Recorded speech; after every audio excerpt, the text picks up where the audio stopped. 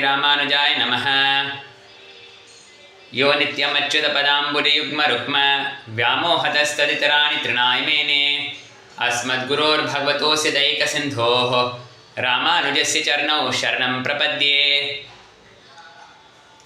ग्राहग्रस्ते गजेन्द्रे रुदति सरभसं तार्क्ष्यमारुह्य धावन् व्याघूर्णन्माल्यभूषा वसनपरिकरो मेघगम्भीरघोषः आबिभ्राणो रथाङ्गं शरमसिमभयं शङ्खचापौ सखेटौ हस्तैः कौमोदकीमप्यवतु हरिरसौ अंहसां संहतेर्नः।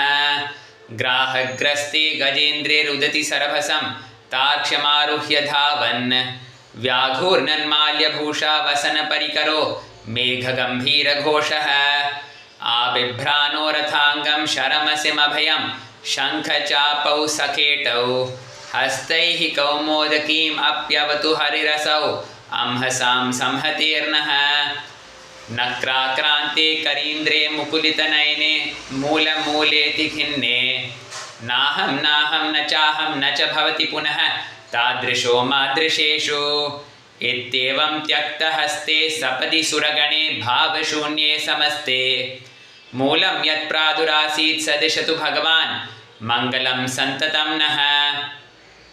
नक्राक्रान्ते करीन्द्रे मुकुलितनयने मूलमूलेति खिन्ने नाहं न चाहं न च भवति पुनः तादृशो मादृशेषु इत्येवं त्यक्तहस्ते सपदि सुरगणे भावशून्ये समस्ते मूलं यत्प्रादुरासीत् सदिशतु भगवान् मङ्गलं सन्ततं नः।